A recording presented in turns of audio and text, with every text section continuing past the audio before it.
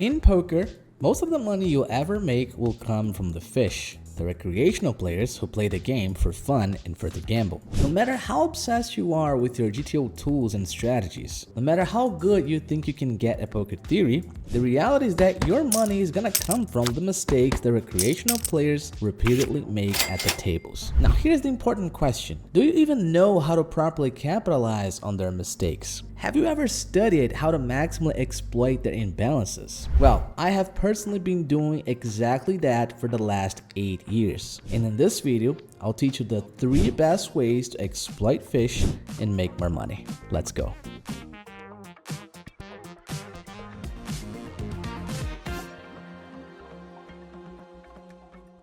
What's up guys, welcome back to the channel. My name is Saulo Costa and here I make poker strategy simple so that you can make more money. In this video we're going to talk about how to exploit recreational players. There are 3 major ways to exploit recreational players that are going to give you a lot of money, and I'm going to cover them 3 in this video. Let's go straight into the replayer here because I want to start showing you guys this first exploit by reviewing a hand. So this hand is actually a hand played at 1020 on GG Poker last month. Whenever you're watching this video, this hand was played in February 2025. And it's a hand that it's not played between a regular and a fish. But thinking about this hand led me to think about how to play against a fish.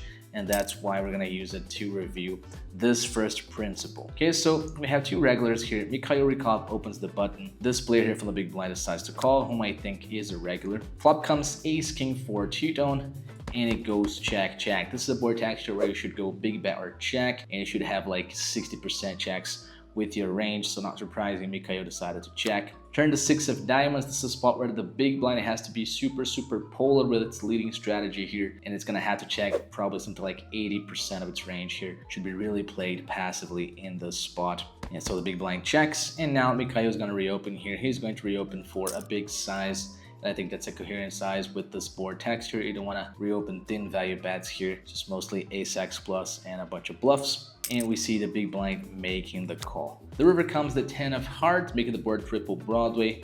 Big blind checks, and Mikhail decides to reopen for the half pot sizing.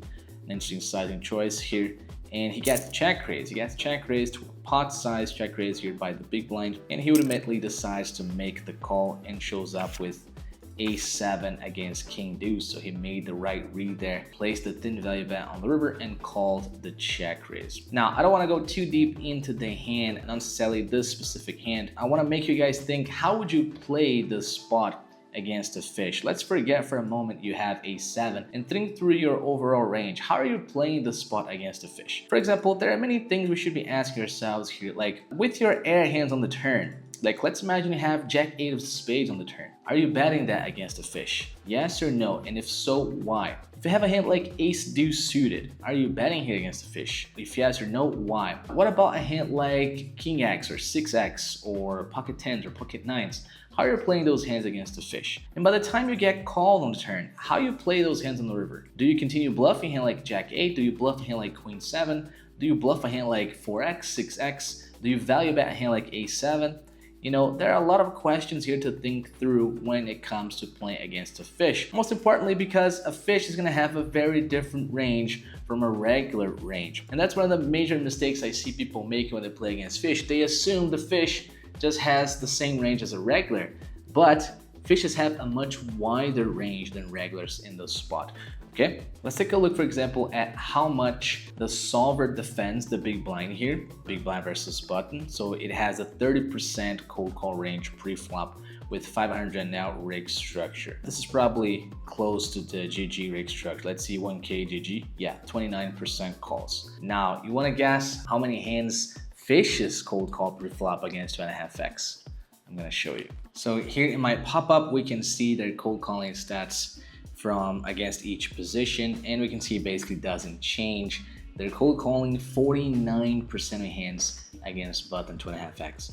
Okay, so it's a much wider range that they're calling pre-flop. Therefore, you can't analyze hands against a fish by just looking at the solver. You can't just go here, oh, GTO wizard button versus big blind, and put up the board and analyze the hand against a fish as if the ranges were like that. They are not like that. So we need a custom sim. We need to build our own sim using the pre-flop ranges from the fish and then going from there. That's exactly what I did, and I want to show you in this video so that you can learn a few principles of what you can do against fish, and we're going to learn the first way we're going to exploit them through these simulations. Before we continue with the video, which I'm pretty sure you're enjoying by now, let me invite you to the Low Stakes Secrets Masterclass. This is a completely free event targeted at low stakes players currently struggling.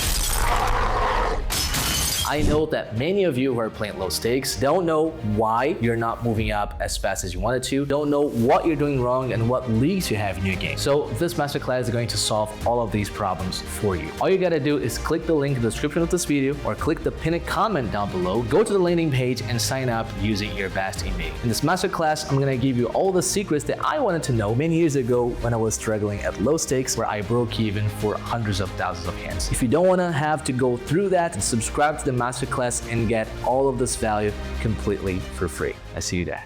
Okay, so let me show you that right here. And the first thing we need to look at is how should the fish play if they were trying to play balance with the range that they have, right? So this is the simulation that you're seeing right now on your screen. You can see that I've inputted their actual range, and their actual range looks something like this.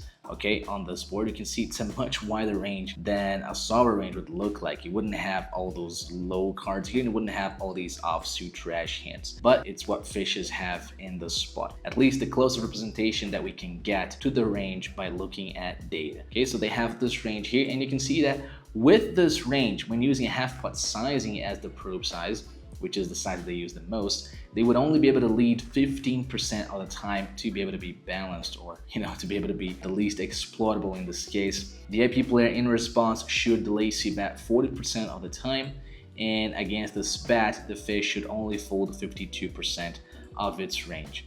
However, you guys are familiar with me. You guys know that I've spent the last several years studying population tendencies, and I know that fish don't behave like this. So if I want to know how I'm going to play against fish in the spot, I need to model their behavior. I'm going to look at what GTO looks like, and then I'm going to look at data and see how they're actually playing, and I'm going to model that behavior into the solver so that I know how I should play against them in the spot, how I should react to their imbalances, because they're going to be tremendously imbalanced, right? If we know one thing about fish is that they're not playing balanced at all. So they have this weird, super wide range pre-flop, and we're going to take a look at how they are deviating from those numbers you're seeing. Now let's take a look at how they should react to a river second barrel here. You can see that against the 2/3 size by the river, they should fold only 45% of the range with a 12% check raise. This is really important here because we're going to see that they did not behave like that at all. Okay, so let's take a look at the data and see how they're behaving differently from these numbers. First thing we need to take a look at is how often they're probing these types of spots. So we can take a look here. They're probing on average 43% of the time. And we're going to look specifically on ace high boards. How much are they probing on ace high boards? Because we're going to use that number to model their behavior into the solver, right? And the range composition is also going to be important for us. So we can scroll it right here and we see flop ace high. On ace high flops, they're leading 41% of their range on the turn. Like 41% of a almost 50% cold calling range pre-flop, they're leading with 20% of hands. That's like 2/3 of the GTO pre-flop calling range. So it's basically the same as a GTO player leading 66% of its range on the turn. Okay, that's basically what they're doing here, leading 66% of the time if they had a reasonable range. And in the spot we just saw solver, actually we didn't see, but solver, I talked about how solver probably leads about 20% of its range in that spot. So they're leading more than 3 times over than they should in this circumstance if you were to compare against a reasonable range. And we have the range composition here. I'm going to show that to you guys quickly. You can see they have quite a lot of those weird low pairs and middle pairs to their betting range. It's super weird, like it doesn't make sense, but they like to use those hands to their betting range. You can see they're going to be betting like a king on ace king 8, they're going to be betting a king on ace king 7, they're going to be betting a queen on ace 8-6 for the half pot. They like to play those kinds of weird middle pairs, low pairs, right? So that's the first thing. They're leading 41%, checking 59. And then when faced with the delay c-bet for the 2/3 size, take a look how much they're folding here. If we go specifically to ace high flops, they're folding 61% of the time to the delayed c-bet. We just saw in the sim that when using their own range that they have, they should only be folding 52% of the time. They're folding 61, so they're overfolding by 9% right here on the turn. And then lastly, we have their strategy on the river. We can take a look at that right here. I want to know specifically how much they fold and raise against the 2/3 sequence, right? So we have that stat right here. If they call the turn 70% bet size and then they face another 70% bet size by the river, that's how much they fold. They fold 58% on average. And then we take a look at river triple Broadway. They fold 60% of the time. 60% of the time they fold on river triple Broadway. Okay, if we take a look how much they raise, we can take a look at that right here. Check, call 70, raise 70. They're raising 7.6. We just saw in the GTO sim that solver check raises 12%, right? So solver folds 45, check raises 12. They are check raising 7 point something and they're folding 60 or 61%. Okay, so really crazy deviation here, and this proves to you guys that recreational players, they actually overfold. Even though a lot of people have told you many times that all fish call too much, fish don't call too much, at least not relative to solver, which is what matters, right? They have a very wide range pre-flop and they're gonna get to showdown with very weak hands because of that, but relative to the frequency they need to have to be balanced, they're overfolding by a significant amount, okay? And that allows you to profitably bluff them with a lot of hands. Okay, so river triple Broadway, they're folding 60% by the river. I used all these numbers you've seen here to model the sim I'm about to show you right now. So take a look at what I did here. This is the simulated PO solver tree with the frequencies that we got from the data. Take a look at this. Node locked exactly the 41% leading frequency they have in the spot with 59% checks. And I try to get as close as possible to the range composition we saw in the data, with the betting range containing all those sorts of weird pairs. You know, they're leading the kings, they're leading some low pairs, some pockets. Okay, so I did my best to try and simulate that range composition. And then faced with the 2/3 reopen, I also node locked their frequencies here. We see that they're folding 60% and check raising 4%. That's what they're doing according to the data. Okay, and take a look at what happens. Against this player type, we should be delay c-betting 95% of our range when accounting for the turn leaks only.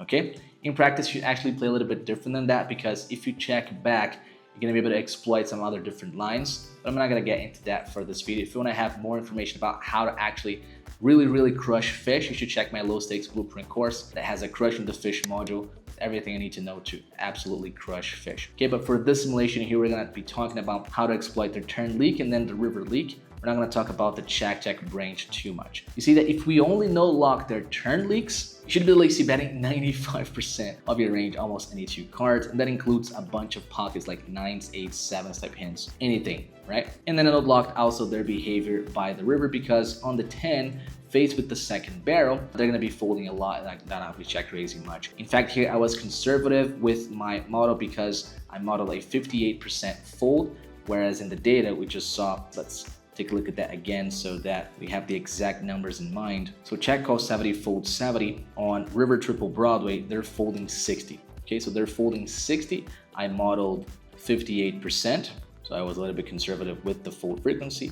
And we should also take a look at their check raise frequency in these exact type of boards. We can take a look at it here. Check call 70, raise 70. How often they raise on a river triple Broadway? We can see here 7.2 with almost no bluffs. I simulated here they having 8% bluffs, a little bit more than what we see in the data. Here I like to be conservative with my models whenever I run the models, okay? So no need to go exactly the same as you see in the data. And take a look at what happens, and this is going to be the first way that you can really exploit fish. Okay, take a look at what happens to your strategy. You basically bluff any two cards, including your one pair hands. Okay, take a look what happens here. If you have a hand like 10x in the spot, which has 30% equity, you're actually supposed to turn it into a bluff.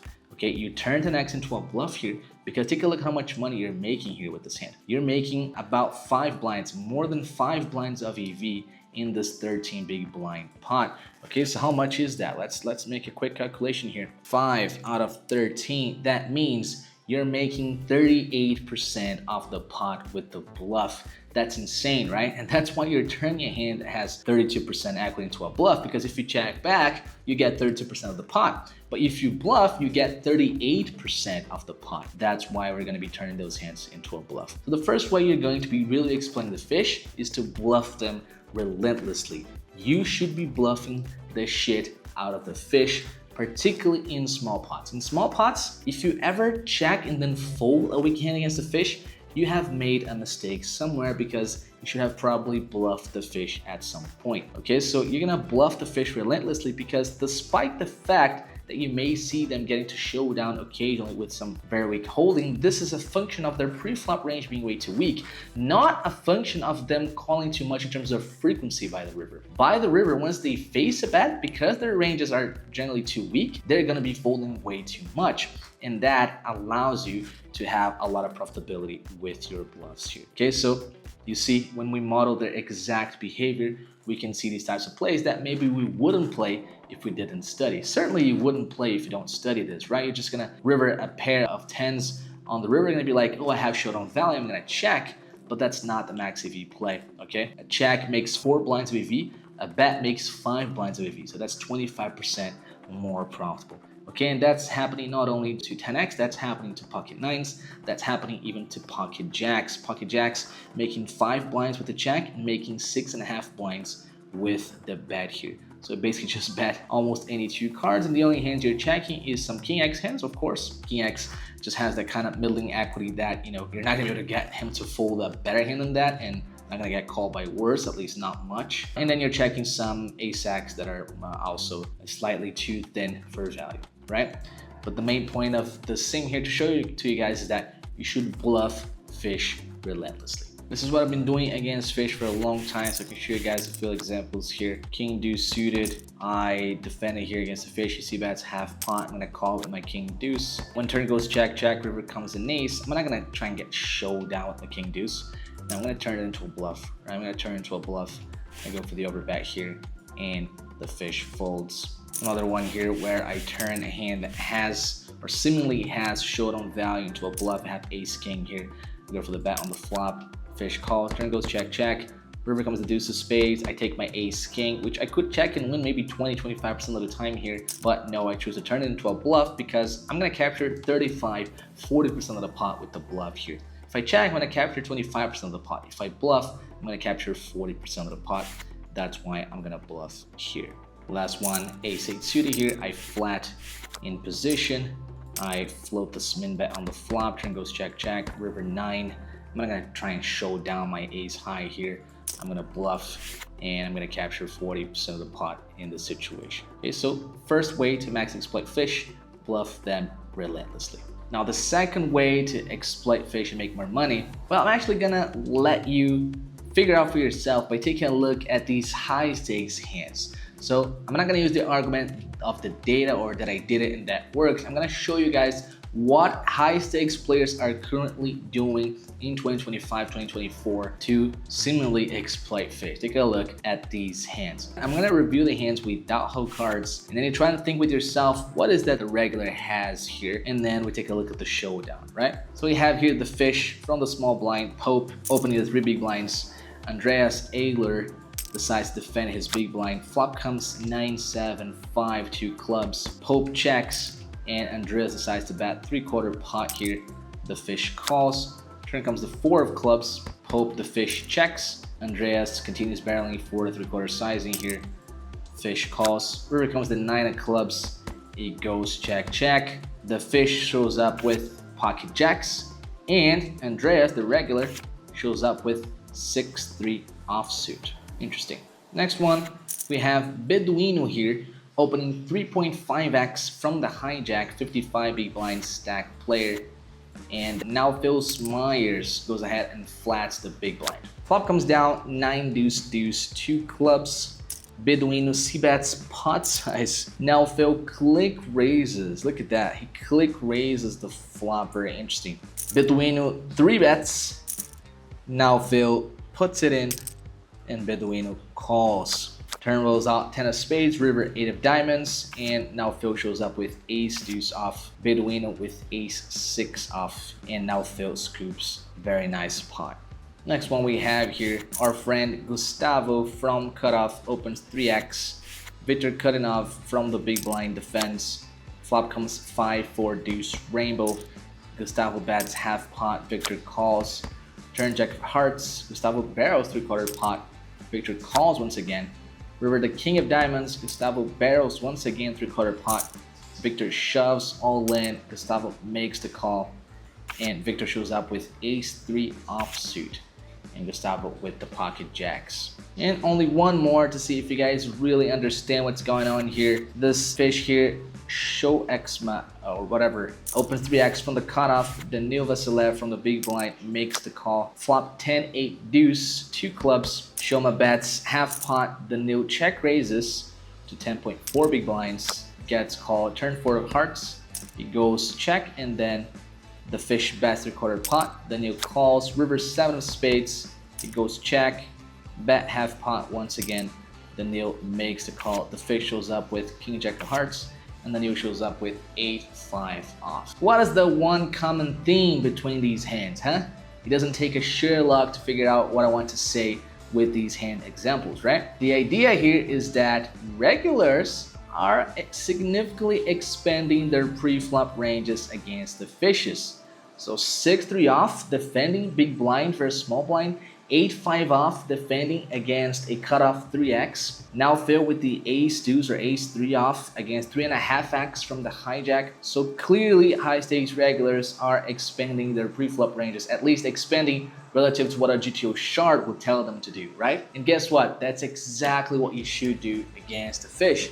Against the fish, if you play the GTO shards from GTO Wizard or whatever other site you get your shards from, you're leaving tons of money at the table. You should not be playing GTO shards against the fucking fish. And that's one of the things I see the most with poker players. I've coached literally dozens of players that would apparently refuse to expand their ranges against fish. And hopefully by looking at these hands, you guys can see that you should be massively expanding your ranges against fish. Okay, because the amount of mistakes they're gonna make post-flop is far going to compensate whatever money that you see on a GTO sim that your hand actually loses. All right, let's take a look at that quickly because I want to drive this point home for you guys so that you won't make this mistake ever again. Imagine you're playing 500 now. Okay, let's go to the pre-flop only because I want to see the 3x opens. They're playing 500 now, the button opens for 3x, and you're sitting on the big blind. And you see that, oh, solver only calls 20% of hands. But have you taken a look at the EV of these pure fold hands?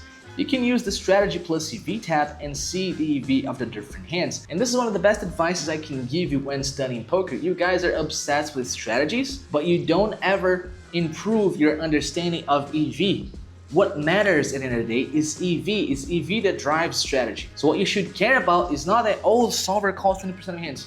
No, you should care about how much money can queen first suited make against a balanced player. Oh, it makes 0.03 of a blind per hand. It makes 3 big blinds per 100 hands. That's a very, very, very small amount of money. Whereas if you have a hand like 10-4 suited, 10-4 suited loses 0.13 of a big blind per hand.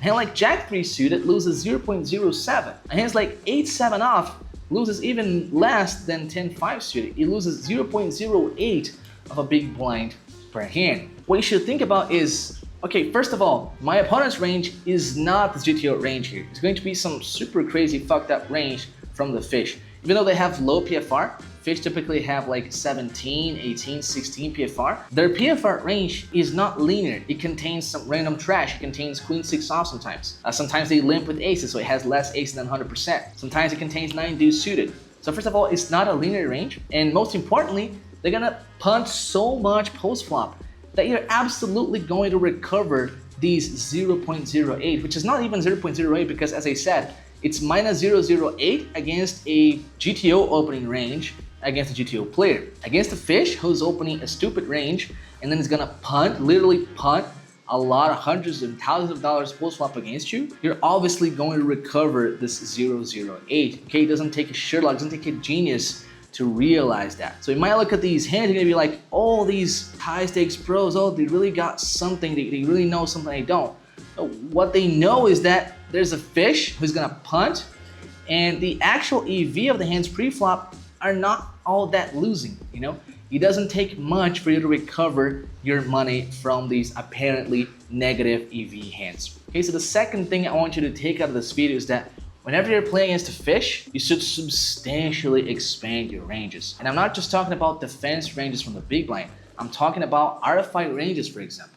I'm gonna show you here a couple sims that I've run from my Cash Made Simple community using Rocket Solver. I'm not affiliated with Rocket Solver, by the way. I don't have an affiliate code. I don't think they have an affiliate program. But Rocket Solver is one of the pre-flop solvers in the market that make the process of running pre-flop sims really, really easy. So I've got a bunch of models here that I run for my students, and you're gonna be able to see, for example, how much you should open your button when there's a tight fish in the big blind. Because a lot of times you're gonna have a tight fish in the blind, right? How much can you open the button in that circumstance? Recall that the button RFI range from GTO land is something about 40-ish%, 41, 42, 43%, right? What if you have fish in the big blind? I have a model for that right here. So versus tight big blind fish, let's imagine that the small blind plays a GTO strategy, okay? Take a look at this. You should be opening 71% of hands, only accounting for the pre-flop leak of the big blind, which is a tight fish, not even accounting for the post-flop exploits you're gonna be able to pull against those players. Okay, the sim does assume that the small blind is going to be playing optimally, so playing 3-better fold with 15% of your hands. Take a look at this. If you leave the small blind unlocked, meaning the small blind can exploit you for your excessive opens, in this case 3-betting 18% of your hands, and using 50 and out rake structure, which is a super high rake structure, you're still expanding your pre-flop range here from the button, opening 53% of your hands, with hands as weak as king 5 off here. Okay, so you guys are certainly not opening this much, right, when you have a tight fish in the big blind. Okay, so second point here about this video, if you're playing against a fish, you should be significantly expanding your pre-flop ranges. If you're not doing that, you're leaving tons of money at the table. So don't say that you didn't hear from me, because you're hearing it right now. If you play a session after this video, I want you to be expanding your ranges against fish. Last point about how to exploit fish and make more money. Again, I'm gonna let you figure out for yourself by taking a look at these high stakes hands. How are high stakes players adjusting against fish? Take a look at this one. We have this fish here. This is 200, 400, okay? This is 40K NL, and the fish limps from the cutoff. Small blind raises to 5.5 big blinds. Ties to makes the call. That's actually one more thing about this hand that is really nice, and I'm gonna talk about it. The fish calls, and they go 3 ways to flop. Ties to leads here for half pot. Then the fish calls, the small blind player folds. Turn comes the queen of clubs, ties to goes for the check. Fish bets a third, ties to calls. River comes a king. You know, it could be feeling like, this is a pretty bad right now, you know, for most of your bluff catchers. The fish bets half pot, ties to makes the call. Jacks no club, and the fish shows up with 9-6 of diamonds. Next one here, we have a hand between Jorma Nutinen against colorful recreational player that makes regulars very happy. 3 bets gets called, flop jack for 3-2 diamonds. Jorma goes for the small bet, and he played a legendary line that one of my very first videos for YouTube kind of like got a lot of views because of this line, and you're gonna see what I mean with this. He goes bet small, check, call down. One of my favorite lines to play against fish. Bet small on the flop, then check and call down. He does exactly that with pocket tens, no diamond, and he stacks the fish, which bluffed off ace-7 off on this board. So amazingly played here by Jorma. Next one is pretty wild. We have here Cole Swanek. He 3 bets to BS Duff Wheeler, Weiler, whatever, from under the gun. But then a fish cold calls from the small blind, and Tobias actually fold. It's a rare occurrence here with the fish in the pot to be folding. They go heads up, and then Cole starts to bet the flop small, but then the fish does its thing. The fish starts leading the turn. Cole makes the call. River 5 of clubs. The fish bets 3/4 pot. Cole makes the call. Fish shows up with ace-7 of clubs, and Cole shows up with pocket 6s with the spade here. So Cole did not believe the fish, made the call down with like the 4th pair and scooped this amazing pot here against the fish. And last one I'm gonna show you guys here, we have this hand between Kevin Pak opens and this Bitcoin 200k for sure, 3 bets. S Mel Hugh goes for the Cole 4 bet, the fish calls. Flop, he goes a very tiny bet on ace 3-3. The fish makes the call, turn 7 of clubs.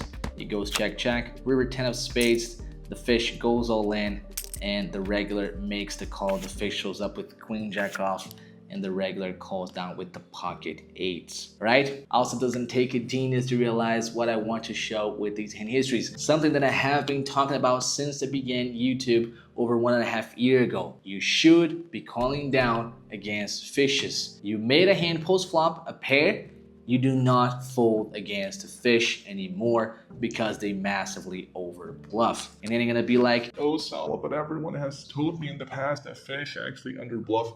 They were wrong. Fish in online poker, most of the time they're gonna be over bluff. Are there types of fish that don't bluff much? Yes, the fish with low VPAP and the fish with very low PFR. So if you're playing a fish that's like 30/5, the 30/5 fish is not gonna be over bluffing much, okay? I'm gonna give you that. But if you're playing an average fish, which plays like 39/16, this average fish is going to be over bluffing. And imagine the 50 VPAP whales that a lot of these hands were against those types of guys, right? They're gonna be massively over bluffing. Okay, so unless you're playing a 30/5 kind of fish, you should be calling down because those motherfuckers will over bluff and you're gonna make a lot of money by calling them down. I've talked about this a lot of times in my YouTube channel. You can check my previous videos if you want to. There are dozens of videos where I talk about this, of fish over bluffing, post flop, and there's still quite a lot of people that are not clicking the call button on the river against fish. So if you want to take something out of this video,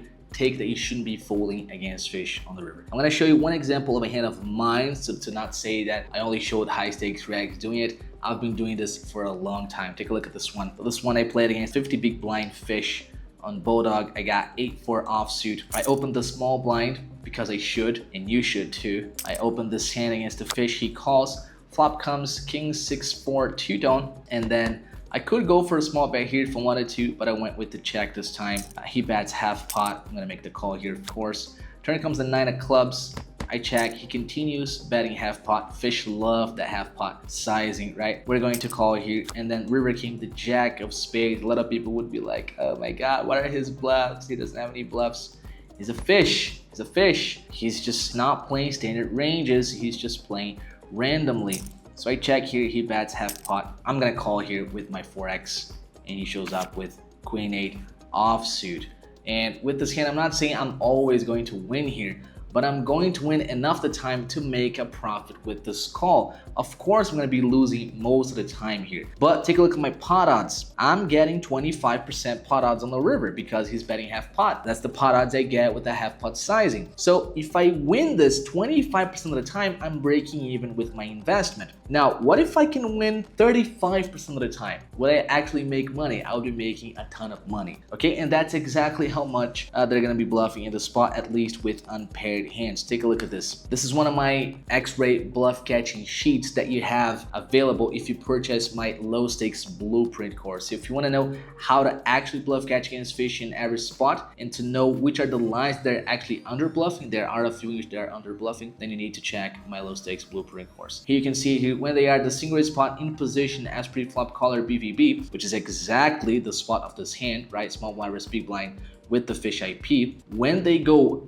bet, that's the line here, bet, starting with the flop half pot. That's what this sheet means. It filters for the flop bet sizing and the river bet sizing. So when they start the flop with the half pot sizing and then they finish the river with another half pot sizing, they have 43% bluffs. And you can see there's a comment on the top of the cell which says LP equals 8%. This means that within those 43% bluffs, 8% are random low pairs they barrel. Stuff like bottom pairs, pocket pairs, like pocket 3s, pocket 4s, whatever. They have 43% bluffs, low pair or worse, And within those 43% hands, they have 8% low pair. This means that if you take 43 and you discount the 8, discount the low pairs, you are left with 35% unpaired hands. In their tripling range with the half pot sizing here, they have on average 35% of unpaired hands. Now I'm facing a half pot sizing, so I need 25% equity to break even. When I call down with the pair, I'm gonna win on average 35% of the time, which means I'm making significant profit with my call, okay? And that's the beauty of studying with data. You can know where your opponents are imbalanced, and then you can make the proper exploit. So this hand here is not me like playing randomly or punting. This is me exploiting the fish because I know he's going to be massively over bluffing. Now, is that to say that fish never under bluff any spot? No, there are a few spots that they under bluff. And if you want to know which spots those are, you need to check my low stakes blueprint course. And most importantly, if you want to know how wide you can call against fish in most spots, then you absolutely need the low stakes blueprint course because it comes with the X-ray bluff catching sheets. You're gonna see the bluffing frequencies of fish in the entire game tree, and you're gonna know exactly what's the threshold of hands you should be using to call them down and make a lot of money. So summarizing this video, to absolutely crush fish, you need to bluff them relentlessly, adjust your pre-flop ranges, expand your pre-flop ranges in average situation like RFI ranges, cold calling ranges, even 3-betting ranges. And lastly, you should be calling them down. Do not fucking fold against fish post flop. If you make a pair, you're gonna have to call down most of the time. That's how you make money against fish. See you in the next video.